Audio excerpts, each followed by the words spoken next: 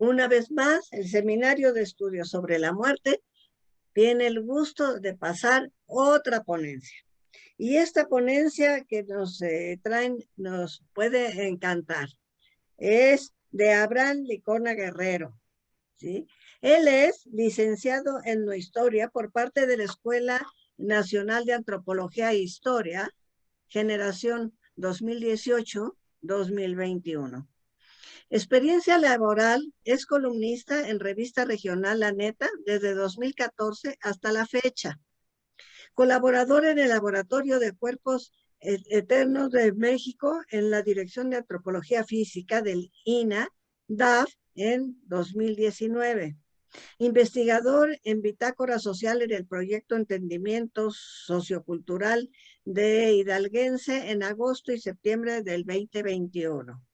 Sus participaciones destacadas son en la estrategia Aprende en Casa del 2 al 10 de diciembre del 20, programa dirigido por parte de la SEP.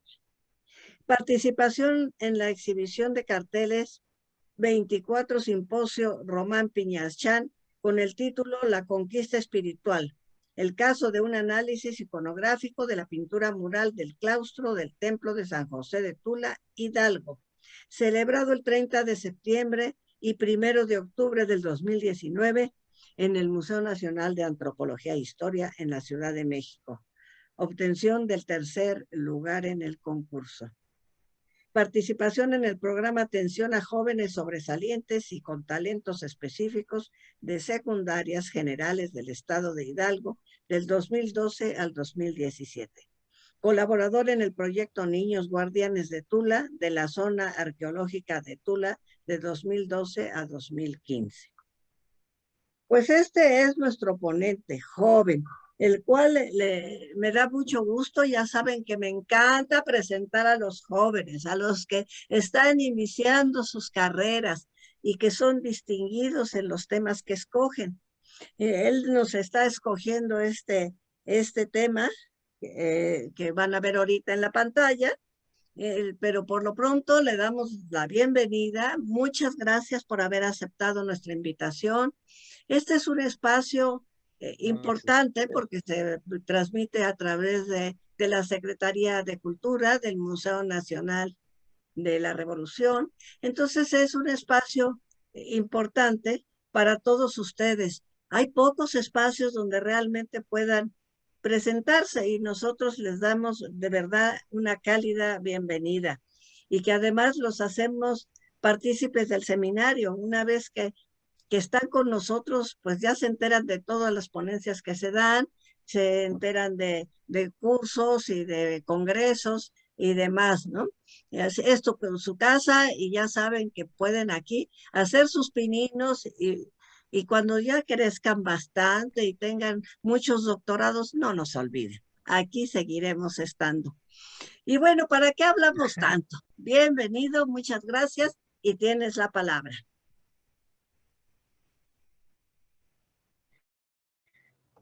Muchas gracias, Inge. En verdad para mí es un gusto compartir el presente tema.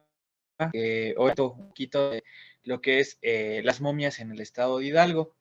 Es importante mencionar que, pues si bien en el seminario de estudios sobre la muerte se ha hablado en varias ocasiones sobre los cuerpos humanos momificados, el día de hoy lo veré desde la etnohistoria, desde la licenciatura que cursé, y esto enfocado principalmente a mi tema de investigación sobre la tesis, que es precisamente las vestimentas de los cuerpos humanos momificados en Zacatecas. Pero el día de hoy me enfocaré en el estado de Hidalgo. Esto abordando una problemática muy interesante, que es la falta de un atlas de cuerpos humanos momificados que llegan a existir en los diferentes estados de la República.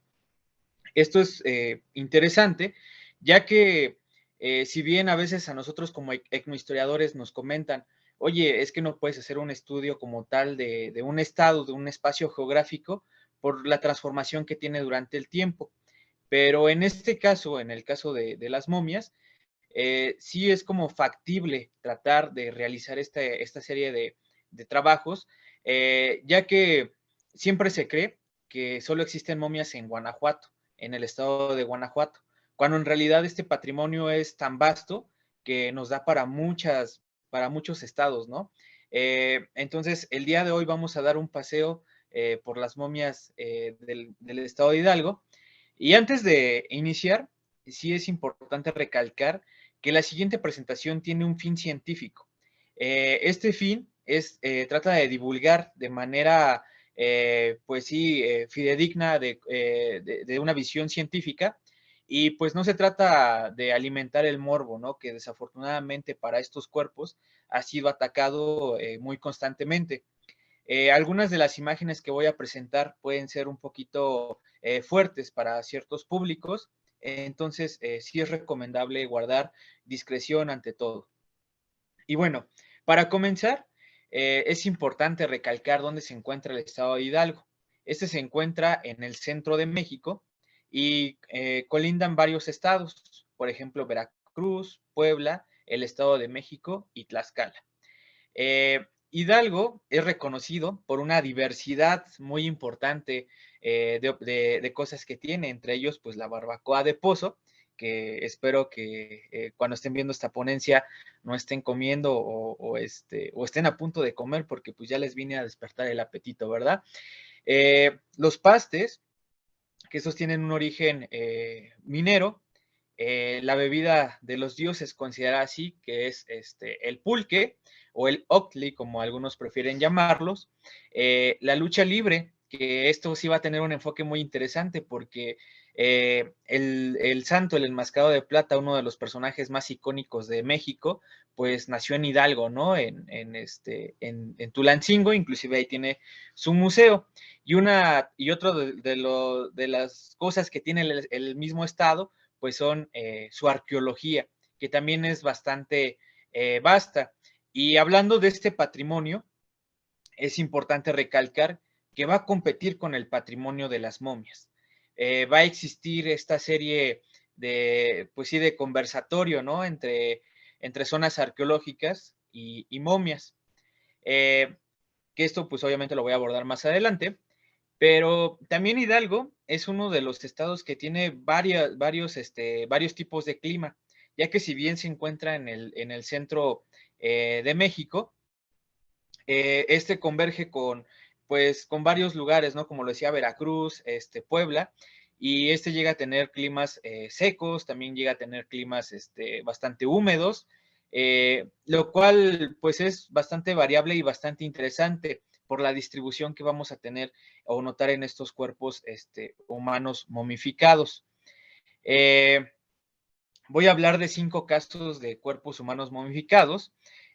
Por ejemplo, por mencionarlos, pues es la momia de Zimapán, las momias de Pasoyucan, la momia de Tepeji del Río, las momias de Tepetitlán y las momias de Caltimacán. Estos cuerpos humanos momificados se encuentran en su mayoría en exhibición. Las exhibiciones pues se encuentran en algunos conventos o en algunos recintos que pues han sido pues modificados especialmente para estas exhibiciones.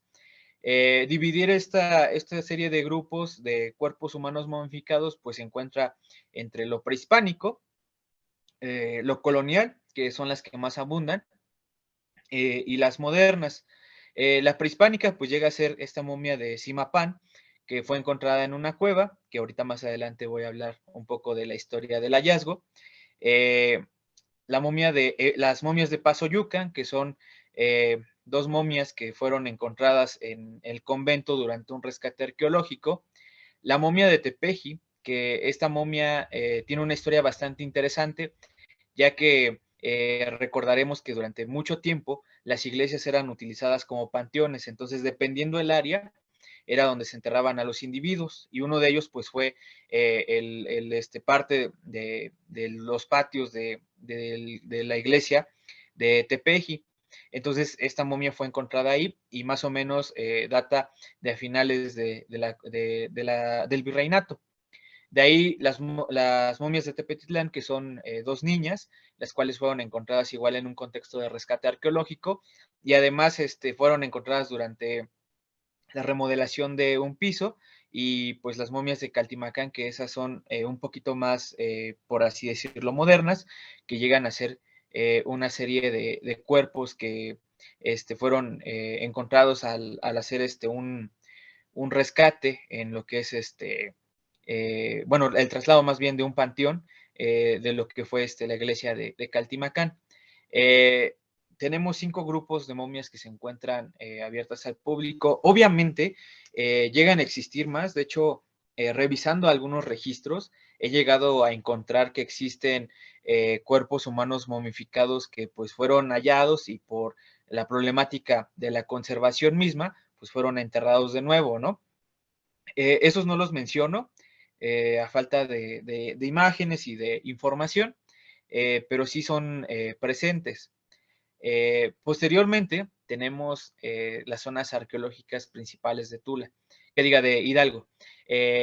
Estas son cuatro que se encuentran abiertas al público y pues si checamos, hay más momias que son las arqueológicas, que eso es algo bastante interesante, ya que la arqueología para el centro de México, en el caso de Hidalgo, pues es bastante interesante, ya que aporta información muy vasta en cuestiones de, este, de, de los datos arqueológicos en organización, ya que pues no fueron tan tocadas en el sentido de la conquista.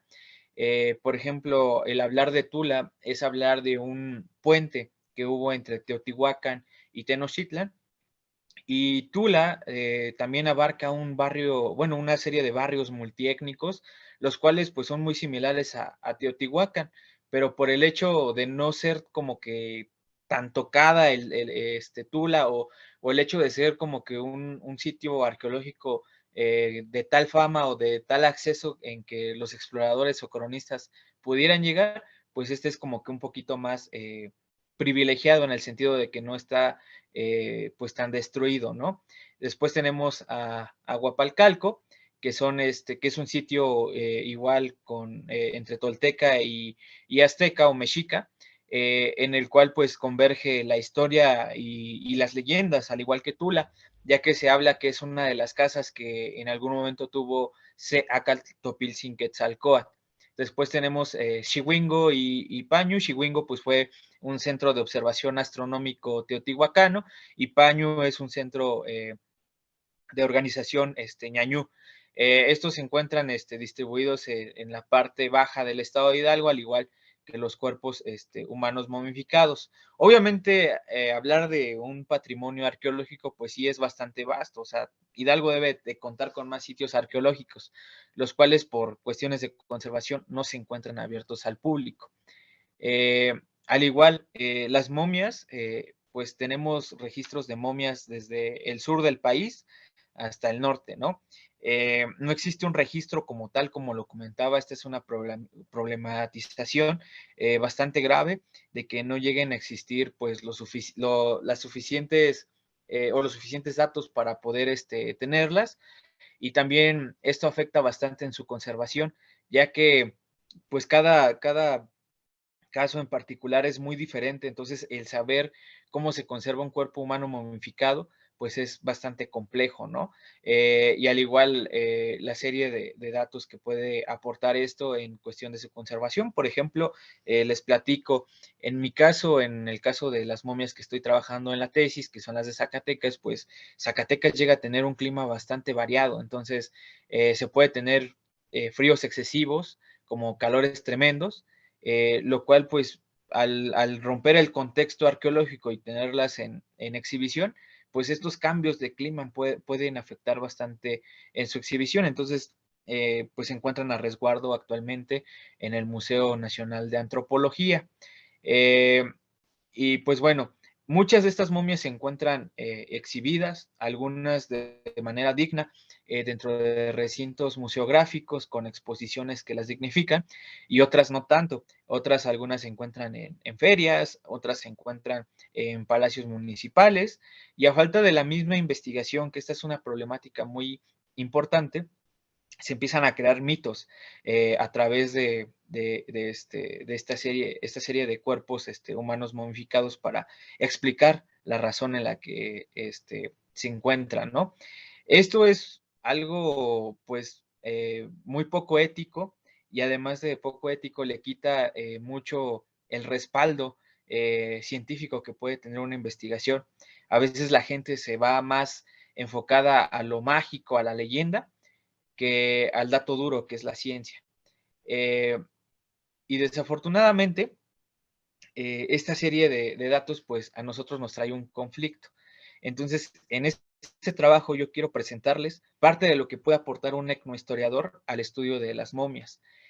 Cómo un etnohistoriador con las fuentes puede converger, puede hablar y a partir de eso hacer una interpretación, pues sí, de alguna manera desde arriba, la cual puede obedecer a ciertas características que tienen los cuerpos humanos momificados y así poder sacar conclusiones más acertadas a la cuestión de la aparición de estos cuerpos. Y no decir, apareció un cuerpo humano momificado, el cual tiene las manos amarradas y por ende es una hechicera o una bruja o una curandera, cuando eso no tiene nada que ver con el contexto. Entonces, sí es importante recalcar y devolverle la dignidad a los cuerpos humanos, ya que estos en algún momento fueron personas y como personas merecen un respeto. En el hecho de que a nosotros nos den información en el presente, pues se les debe de tratar con mucho más respeto y pues así de alguna manera tratar de converger, ¿no? Y bueno, siguiendo un poquito con la arqueología, eh, la cuestión de la investigación en Hidalgo inició más o menos en 1939. Jorge Acosta es encargado de dirigir una serie de salvamentos arqueológicos en la zona arqueológica de Tula, en un cerro llamado el Cerro del Tesoro.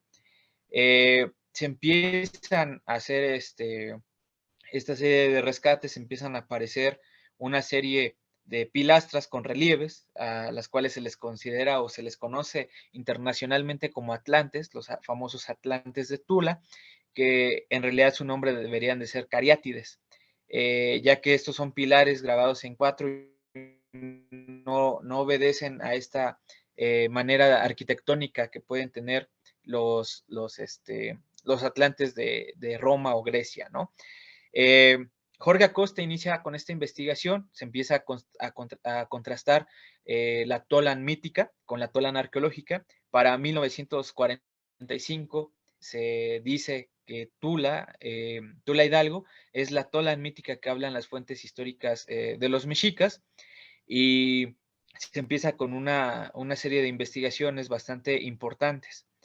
Desafortunadamente, se habla en estos tiempos de un indígena o indio mítico, el cual pues deja fuera a otros grupos, ¿no? Como son los ñañú. Yo comentaba que los asentamientos en Hidalgo, pues, bueno, los asentamientos de Tula y Tulancingo, pues son bastante, obedecen a esta interpretación de barrios multiétnicos. Entonces converjaban varios pobladores, ¿no? De distintas regiones en estas ciudades, pero se dejan como que a los pobladores más alejados, que son los ñañú. Y afortunadamente se conserva actualmente parte del idioma y parte de las costumbres que alguna vez tuvieron, y parte de eso también la misma manera de visión que tienen del mundo. Eso también lo vamos a ver más adelante, porque parte del grupo que tenemos en algunas momias pues son de origen ñañú. Entonces, hablar de momias desde la etnohistoria, pues es tratar de buscar estas fuentes sobre la muerte y tratar de dar un conocimiento etnográfico. ¿A qué me refiero? Rastrear estas costumbres funerarias que llegaron a recopilar algunos cronistas o algunos viajeros, y interpretarlas para estos contextos. Afortunadamente, las momias son un patrimonio único. Este patrimonio obedece mucho a la situación en la que cada una de las momias o de los cuerpos o de los seres humanos fueron enterrados con una serie de rituales específicos de su grupo social. Entonces, es bastante variado el tener un entierro, no obedecen como tal a una pues sí, ortodoxia, ¿no? que pudo tener, sí tienen características que se deben de realizar, pero también al formar el individuo parte de un grupo social tiene características, pues, de alguna manera particulares, ¿no? Les pongo un ejemplo, una de las momias que estoy investigando es de un niño que sus padres eran poetas, entonces lo entierran con una lira y la lira pues nos describe de qué murió, a los cuántos años murió y además la enfermedad que provocó la muerte. Y en cuestiones modernas, pues también tenemos mucho que hablar sobre eso. Tenemos personas que, pues, si fueron cantantes, los entierran con un mariachi. Si fue futbolista, lo entierran, no sé, con el uniforme del equipo de fútbol o en algunos casos más extremos donde se les lleva a la cancha de fútbol a dar su último gol, ¿no? Entonces sí es importante este patrimonio porque pues el hecho de tener una momia es tener a una persona, pues ahora sí que única y un ritual único, el cual tiene una serie de sentimientos y una serie de emociones que al hecho de trascender a la otra vida o esta ilusión de trascender a la otra vida nos da como era ese grupo, ¿no? Eh, También el hecho de tener una momia y hacerla conversar con la interdisciplina nos ofrece una reconstrucción de la vida del individuo a un 90%. Podemos saber cuántos partos pudo tener el individuo, qué enfermedades, cuál era su dieta. Podemos tener una reconstrucción facial más acertada, ya que algunas momias aparecen con barba, bigote, con las marcas que alguna vez tuvieron, inclusive tatuajes. Y pues obviamente creo que es la más importante, el hecho de tener una investigación científica dignifica la exhibición de cuerpos humanos momificados, que desafortunadamente en recientes fechas la investigación científica ha sido afectada por esta pandemia y que desafortunadamente no se le ha dado como que el realce que debería de tener, ¿no? Y es un conflicto que pues al estar en una época en que tenemos mucha información, se bombardea de ciertas características de información, pues a veces errónea y pues información que puede pues sí, lastimar o pues sí, dañar esta vida que alguna vez tuvo el individuo y ponerlos en sentido mágico. Eh, También quiero recalcar que el hecho de tener a las momias es pues un desafío para el mismo ser humano, porque para el ser humano es pues uno vivía y como dice la Biblia, ¿no? Que es como que lo más reciente o la explicación que busca la gente más reciente, pues polvo eres y polvo te convertirás. Y las momias desobedecen todo esto porque no trascienden al polvo, sino se conservan. Entonces a veces para el ser humano es muy difícil digerir y por ende pues lo ve como un signo vacío y al no tener una explicación lo que hace es sobreinterpretarlo y al sobreinterpretarlo se da muchas explicaciones que pues de lo ajeno lo vuelven propio y a través de sus conocimientos tratan de explicar por qué las momias se conservan. Entonces, para iniciar en el tema, tenemos esta momia que fue encontrada en Simapán en el año del 2014. Eh, esta momia pues se encuentra en una comunidad, en una cueva de Saucillo. En Simapán pues aún se acostumbra a lo que es la explotación de las minas y en el caso de la comunidad de Saucillo pues es una comunidad bastante orillada a lo que es el centro y pues conserva mucho lo que son animales de rapiña, animales un poquito ponzoñosos como son las serpientes de cascabel y pues eso impide que pues se llegue a tocar este tipo de patrimonio y que pues los saqueadores quieran hacerle algo. Entonces se descubre este cuerpo, se encuentra envuelto en un bulto mortorio y al parecer se encuentra en una posición flexionada dorsal. Eh, el, el, el textil que lo envuelve pues cuenta con un pigmento y al parecer a lo que se le llama petate.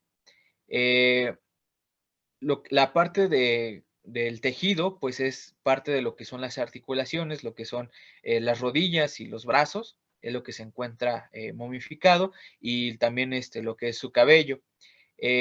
Posiblemente el individuo sea, bueno, es un masculino y posiblemente falleció a los 20 años de edad, y pues el tipo de entierro se trata de un entierro prehispánico, y lo que nosotros podemos notar en el mismo es que el hecho de tener un petate nos remonta a lo que son ciertas fuentes históricas, donde se menciona, por ejemplo, el Códice Florentino, se menciona que al morir un personaje, pues era amarrado en esta posición que es la posición fetal, eh, se amarra y de ahí se le hace una serie de cánticos y de ahí se entierra con sus ofrendas. No solo eso, en los códices, también algunas excavaciones arqueológicas han demostrado que existe este tipo de entierros y además se le colocaba una ofrenda, como la pueden ver en el lado derecho de sus pantallas, y ya al enterrar el individuo, pues se le dejaba caer una roca para que sus ofrendas fueran matadas, o sea, que se les quitara esta parte como de la vida y así pudieran llegar con él al otro mundo.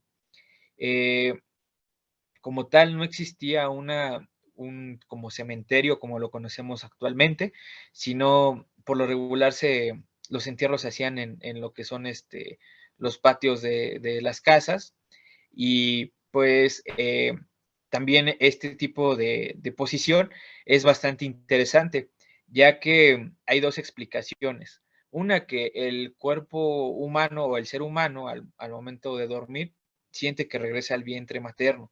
De hecho, hay personas que duermen en esta posición y es como parte del inconsciente en el que se sienten protegidos, se sienten guardados en el vientre materno. Y una de las explicaciones es que si nosotros llegamos al mundo en esta posición, también nos tenemos que ir en esta posición al otro mundo, que es ya cuando se acaba el ciclo vital para los grupos mesoamericanos. Pero también existe otra explicación. Se dice que cuando estos grupos eran nómadas, al tener una edad de 20 años, pues una persona se le considera como un vejestorio. Desafortunadamente para ellos ya sería un vejestorio de 24 años, ya estaría estorbando y por ende, pues se me debería de abandonar. Entonces lo que se hacía era amarrar a la persona con algún textil en esta posición y enterrarlo en una cueva y pues ahí dejarlo que muriera solo, ¿no? Entonces, esta es una de las explicaciones que nos da como que esta parte de las investigaciones realizadas a partir de este cuerpo momificado. Para lo que es el siglo XVI, 1519, empieza lo que es un proceso de la invasión española. Cuando Hernán Cortés llega a México Tenochtitlan en una expedición y empieza una serie de procesos que pues muchos conocemos y que pues últimamente se han explicado, ¿no? Se han dado a conocer con esta campaña que se llega a tener por la celebración de los 500 años de este mal llamado Encuentro de Dos Mundos. Eh, por ende, muchas de estas costumbres se llegan a desaparecer o se llegan a transformar y empieza una conquista espiritual, donde frailes de diferentes órdenes empiezan a imponer esta como nueva cultura o estos nuevos conocimientos o estas nuevas formas de pensar a través de catecismos, a través de la evangelización, con lo que es pues la espada y la Biblia, ¿no? Uno de ellos, pues aquí lo podemos ver, que es el Catecismo de Fray Pedro de Gante, en el cual se describe el Padre Nuestro en una serie como de códices, en el cual le trata de enseñar a los indígenas cómo pueden de alguna manera rezar a través de los conocimientos que ya tenían anteriormente. Entonces, esto es bastante interesante y también existen cambios en la forma de los entierros. Ya no se entierran en los patios traseros de las casas y tampoco se llegan a enterrar a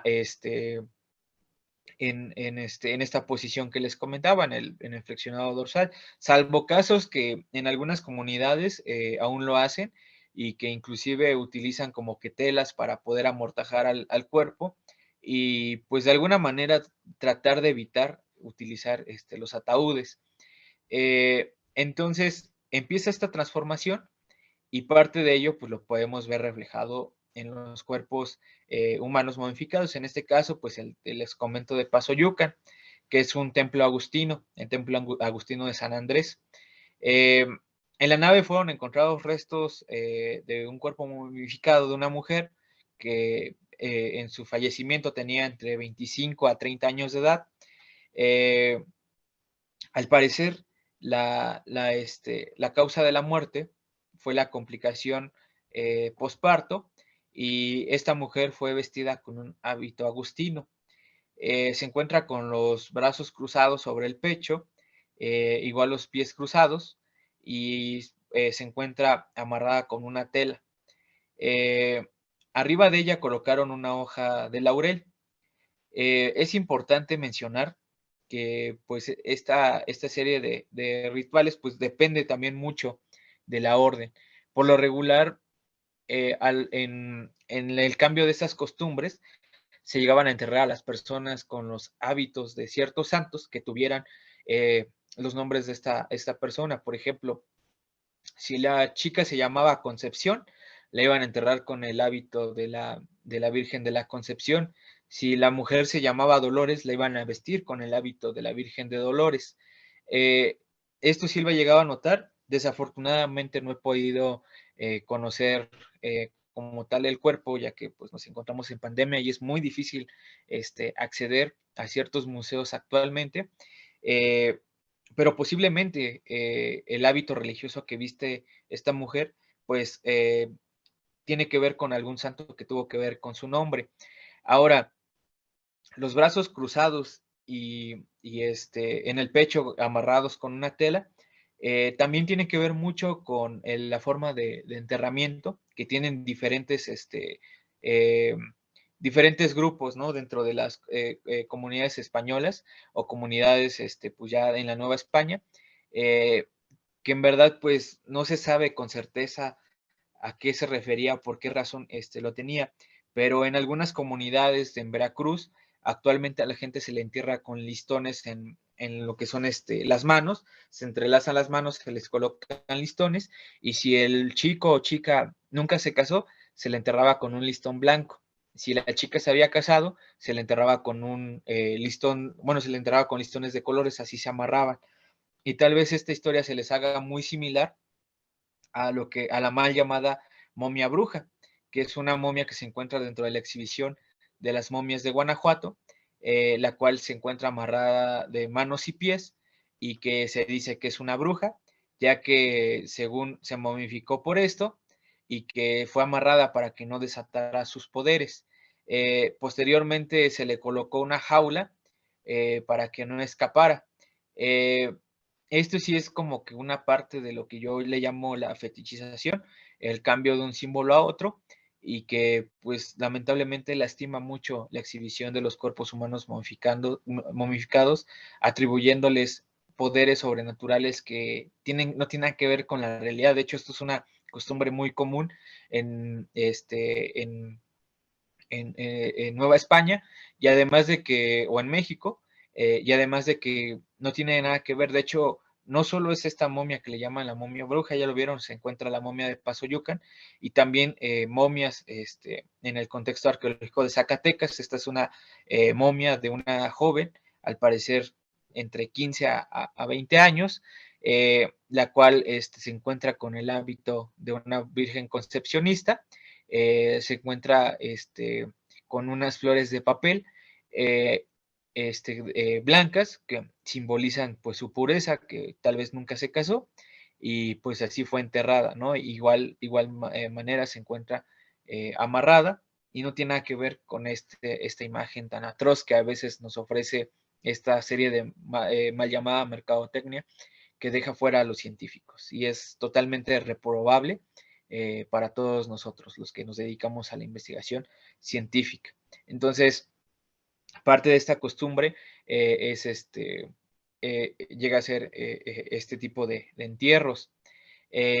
También, como les comentaba, muchas de estas momias llegan a contener lo que son flores. En este caso se hablaba de una hoja de laurel.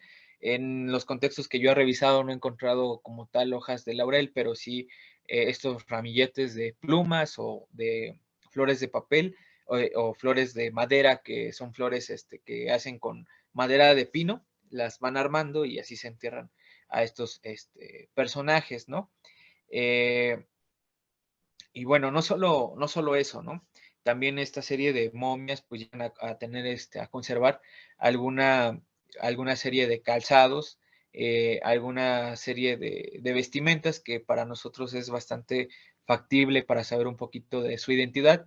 Y además de eso, es bastante interesante conocer lo que pues en alguna vez fueron. De hecho, algunos zapatos aún se encuentran con el desgaste de las caminatas.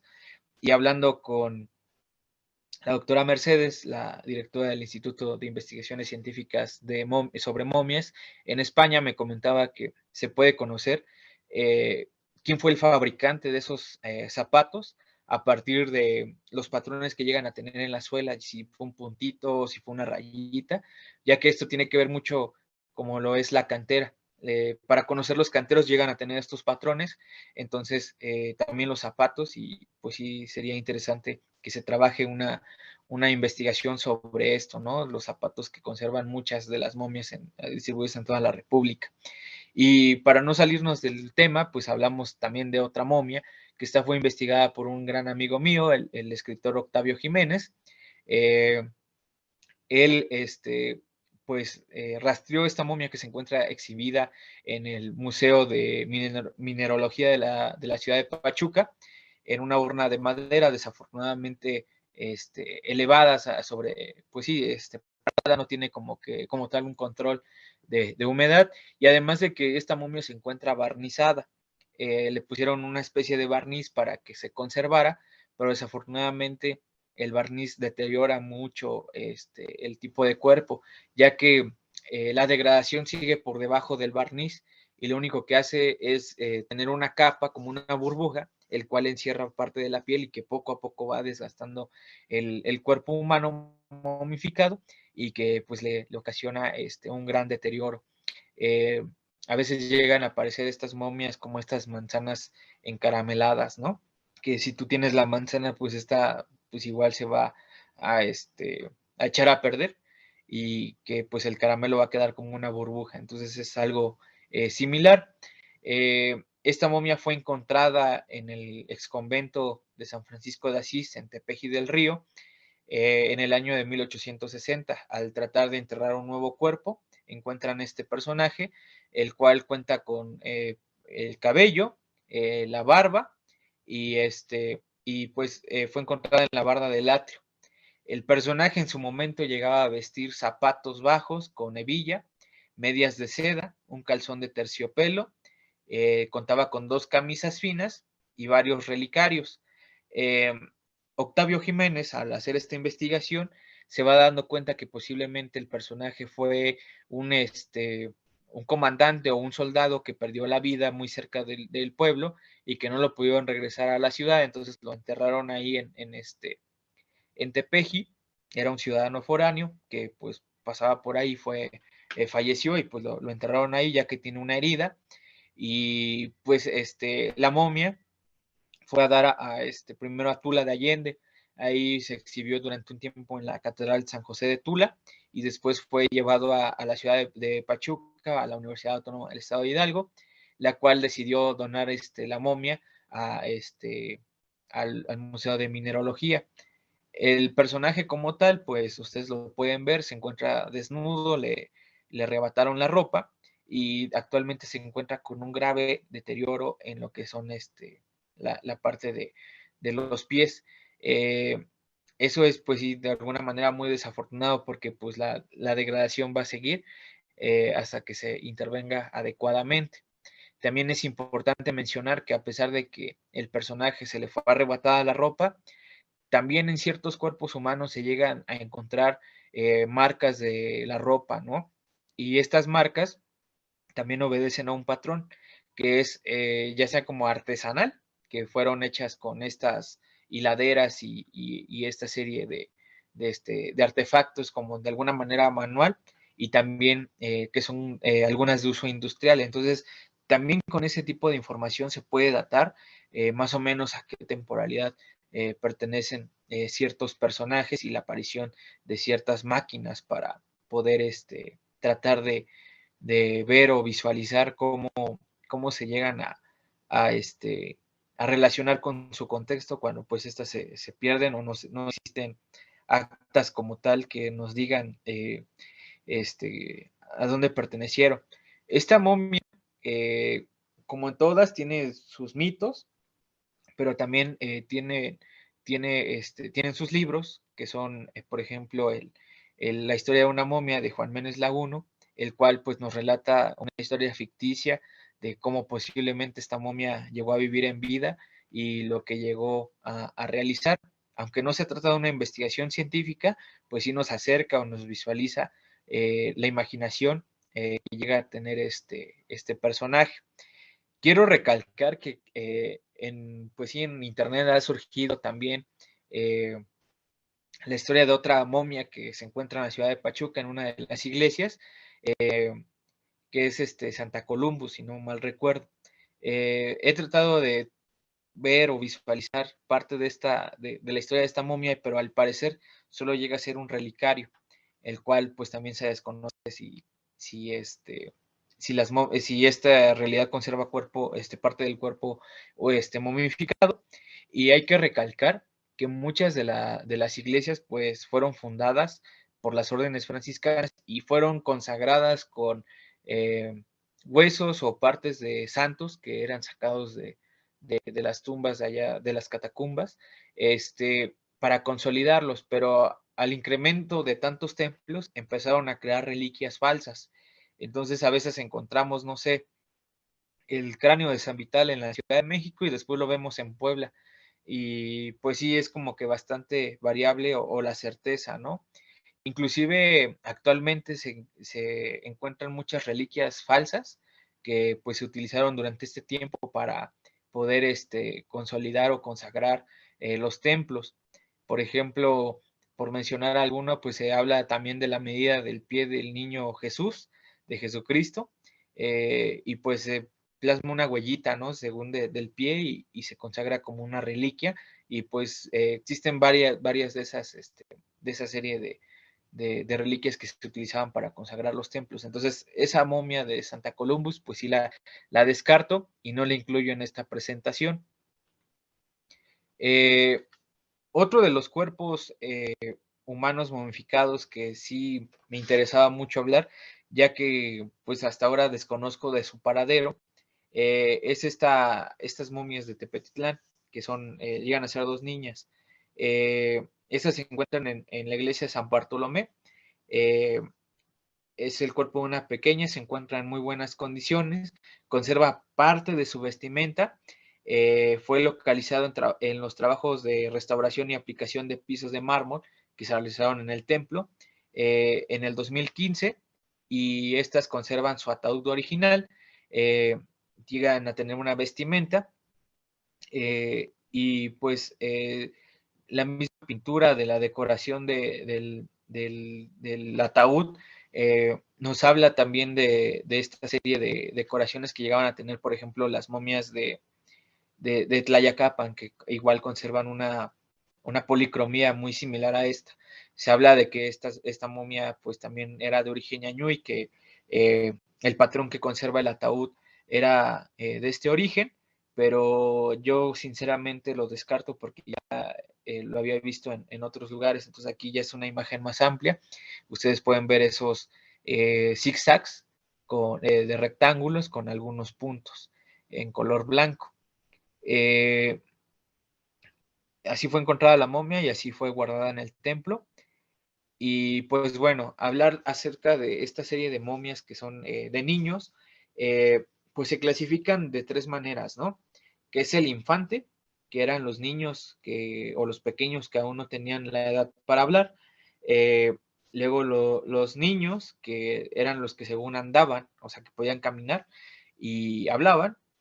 Pero estos no pasan de los 7 años y no tienen el uso de razón, ni conciencia, ni malicia. Después siguen los párvulos, que son niños que sobrepasan esta edad y que pues ya tenían como que el uso de razón y ya sabían ciertas maneras de lo que era el bien y el mal. Al grupo de infantes y niños se les considera angelitos. Los angelitos eran niños que podían pasar directamente al cielo porque pues no tenían la razón de la malicia, no sabían qué era la maldad y pues eran recibidos en el cielo. Varias de las fuentes históricas, por ejemplo, Ciudades Americanas de C. Charney nos describe que pues al momento de enterrar a estos niños se les vestía con el hábito de algún santo y que de ahí se hacía una gran fiesta, ya que era como una especie de honor tener un angelito en el cielo, tener un niño que cuidara a la familia y que pues de alguna manera era de celebrarse. Desafortunadamente, él describe que el dolor de las mujeres no se podía ocultar y las mujeres lloraban, lo cual era calificado en la sociedad como algo malo, ya que según el niño iba a recoger esas lágrimas y al momento de entrar al cielo, pues no iba a poder subir porque le iban a cerrar las puertas del cielo y pues iba a, a vagar, ¿no? Su espíritu iba a vagar.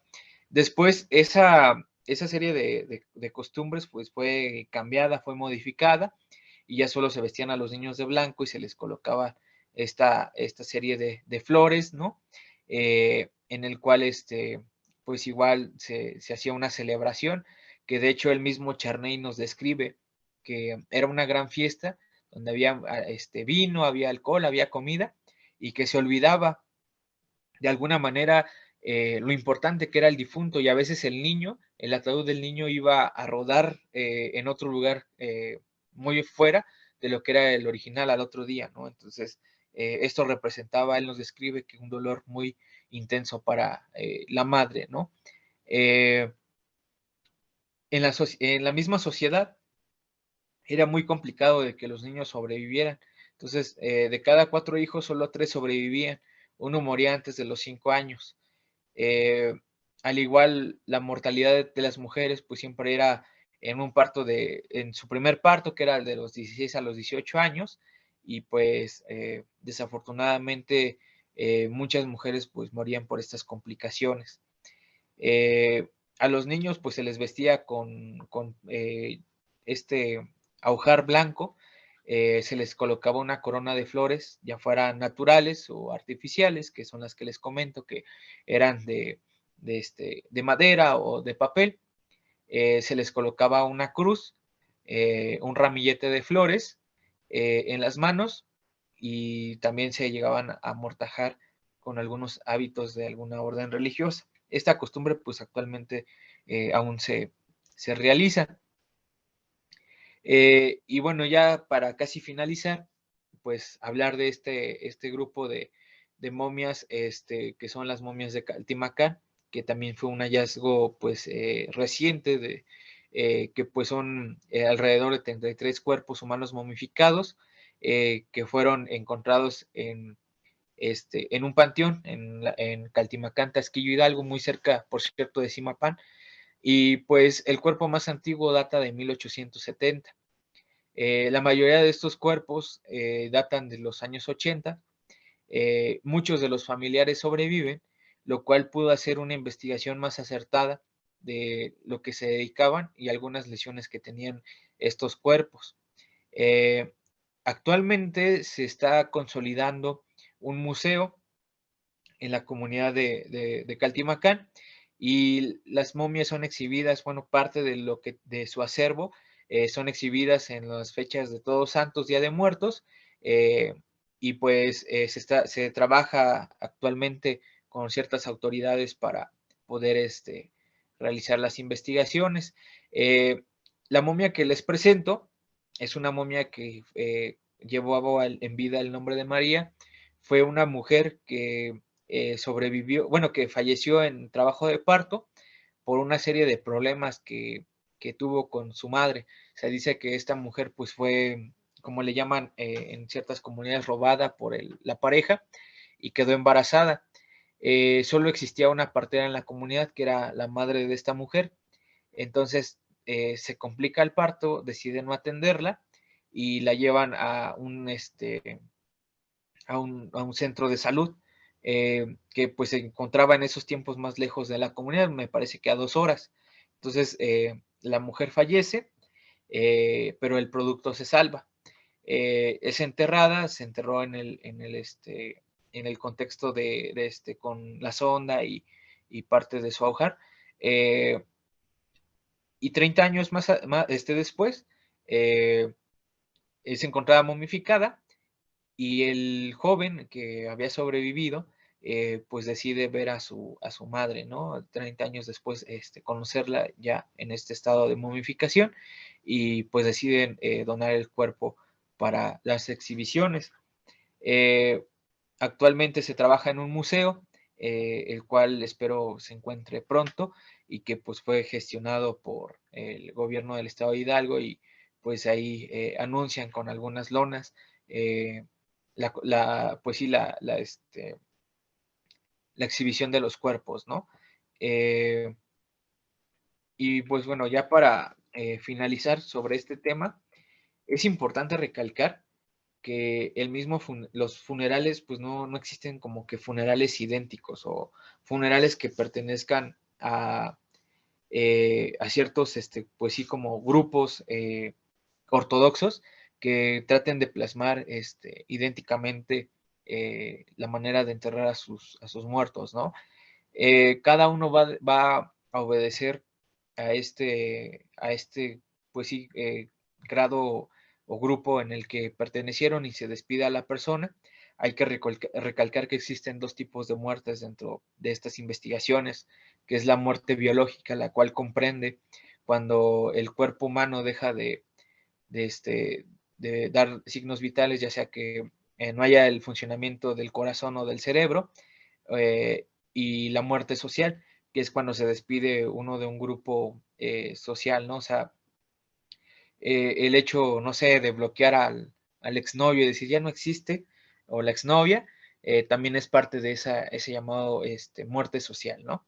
Entonces, cada uno va a depender de qué tipo de grupo sea, y ese le va a dar como que el corte a su ciclo dentro de este contexto, ¿no?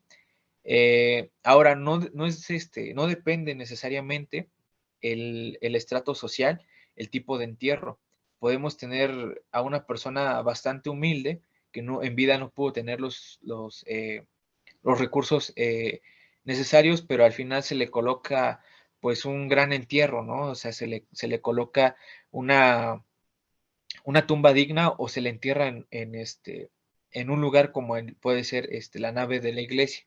Entonces, por eso no menciono esa parte de que pues estos personajes pudieron ser de un estrato social, ya que esto no lo obedece y pues sí, de alguna manera sí es importante recalcarlo y que dentro de estas etnografías mortuorias, pues uno puede conocer un poco más de las sociedades, como lo describen varios autores, a las momias como viajeros en el tiempo, que pues congelaron su forma de vivir, su forma de alimentarse y su forma de andar para conocerlas actualmente y pues debemos respetarlas como tal, como unos cuerpos que nos enseñan un gran valor científico y no como una serie de mitos o leyendas para atraer turistas. Y pues bueno, eso sería de mi parte todo.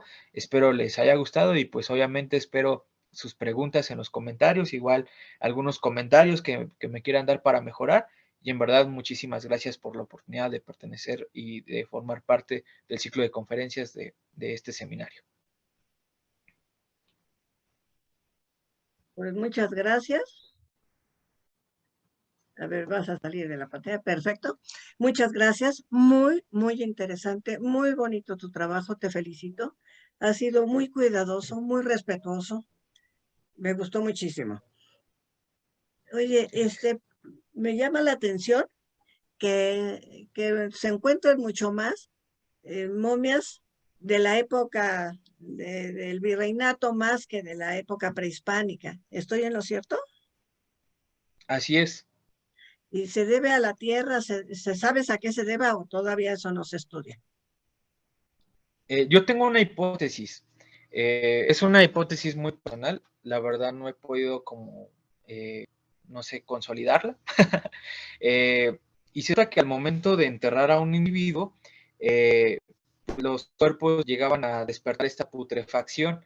Entonces, como se entraban dentro de las naves de las iglesias, pues al momento de estar los fieles recibiendo la misa, pues llegaban a olfatar este olor. Entonces lo que hacían era enterrarlos con grandes cantidades de cal, para que pues no olieran feo, así como actualmente mucha gente ve un animal muerto en la calle, le echa cal, y lo que hace la cal es deshidratar a los cuerpos. Entonces, al momento de que pierde toda la humedad, pues solo queda tejido blando y eso hace que se momifique. Pero esta es una hipótesis porque, por ejemplo, en el caso de las momias de Zacatecas, que igual son de origen del virreinato, finales del virreinato, pues sí contiene cal, pero la cal se encuentra fuera del ataúd y pues en ningún momento tuvieron contacto como tal con el cuerpo. Entonces aquí sí es como de, ¿y qué fue lo que deshidrató el cuerpo y lo llevó a conservar de esta forma? Y qué bárbaro. Sí, pues hay mucho, mucho que estudiar, pero qué bueno que estás pues, unido un poco con la antropología física que nos abre mucho los ojos, ¿no? Es muy interesante este trabajo que hacen Sí. los antropólogos físicos, ¿no? A través de esto, pues hemos sabido muchísimas cosas, ¿no? Cosas del ADN, el problema de los dientes, muchos mitos que se han ido borrando, ¿no? Que si no tenían caries los prehispánicos y cosas así, pues todo esto se ha ido borrando con estos estudios, así es de que por supuesto que la ciencia es una maravilla y pues poco a poco se va sabiendo más, ¿no? No sé si tú eh, ¿has leído algo de lo de Elsa Malvido y sus trabajos sobre las momias? Pues fíjese que ya tengo una anécdota.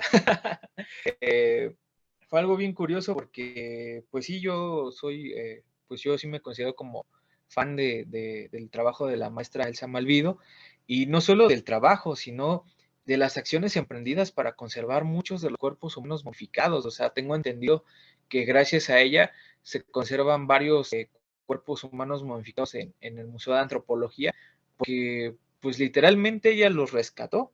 Ella, pues sí, fue por ellos y gracias a ella, los tenemos. Y pues mi anécdota es que una vez hablando en una ponencia sobre momias, pues, yo tenía ese interés, una persona se me acercó y me hizo el comentario, ¿no? Una anécdota que ahorita más adelante a ver si me la puede confirmar ya fuera del aire, maestra. y y él me habla de este seminario, ¿no? Deberías de acercarte, mira, presentan esto. Y para mí pues fue asombroso, ¿no? De que pues existan esta serie de espacios que pues, a veces la gente lo vea mal, de que se hagan estudios en los cuerpos, ¿no? Momificados o en cuerpos o en cuestiones sobre la muerte.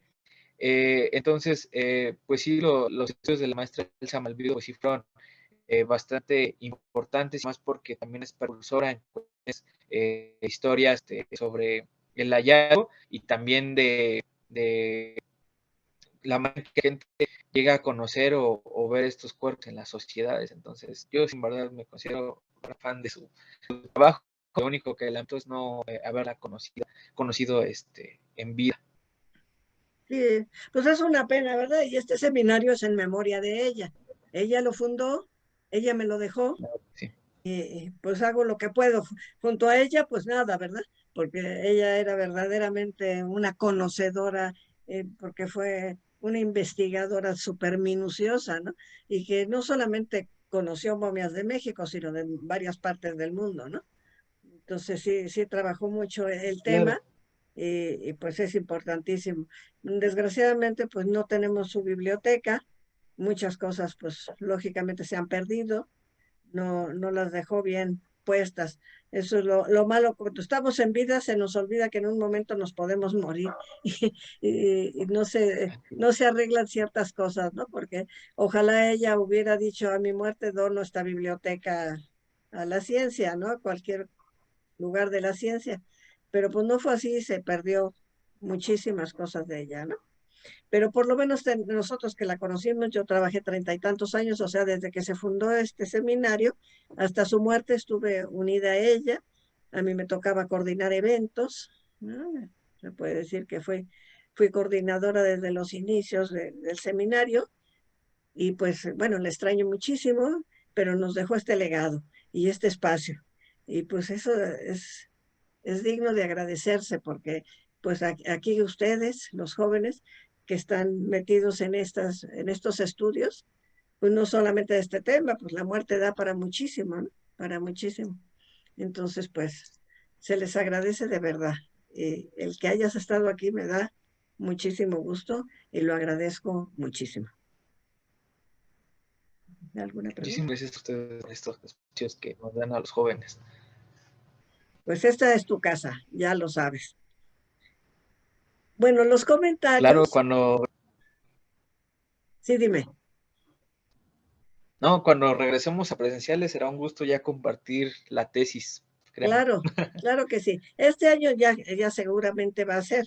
Ahorita sí hay cierta abertura. Yo voy a presentar lecturas el próximo viernes, porque soy también responsable de un libro club, entonces soy cuentacuentos. También me dedico mucho al fomento a la lectura. Entonces sí va a ser presencial. Quiero, ya que esté yo en el museo, ver cuáles son las condiciones, cómo están trabajando y a ver si es posible que este mismo año, ya para el mes que entra eso, sean presenciales. Déjame tantito, ¿sí? Entonces, si no, les aviso que ya saben que todos los comentarios y las preguntas, este programa se transmite en vivo y pueden hacer sus preguntas a través del chat. Y aquí el licenciado se las va a contestar seguramente, o los va a poner, los va a sacar de dudas o los va a meter en más, no importa, pueden hacer todo tipo de comentarios. A él le va a agradar mucho que le haga preguntas, ¿sí? Entonces, si no hay otro particular, pues nos despedimos. Sin antes decir que agradecemos, por supuesto, a la directora del Museo Nacional de la Revolución, Alejandra Utrilla, por su espacio, a Liliana Nava, que es con la que trato todo el tiempo, a la pobre la tengo siempre acorralada con todas las cosas de las grabaciones y de todo esto. Muchísimas gracias. Y también a Tairi Parra, que es el que graba y edita estas. Así que muchas gracias y por supuesto al ponente y a todos ustedes que nos están escuchando. Nos vemos la próxima. Feliz día. Hasta luego.